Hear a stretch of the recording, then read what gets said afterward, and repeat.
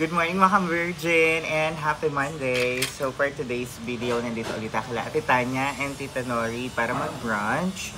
So ang kakainin natin for today ay yung kanilang inihaw na liempo.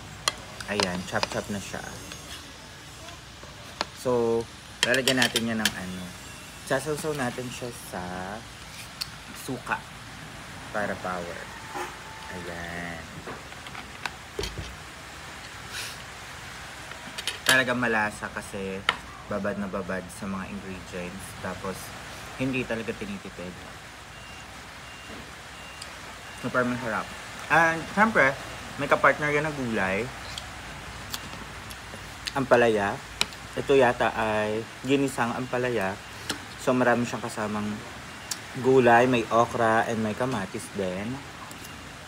And, syempre, ang napakasarap nilang fried chicken, classic fried chicken. Walang ibang flavoring, pero super sarap.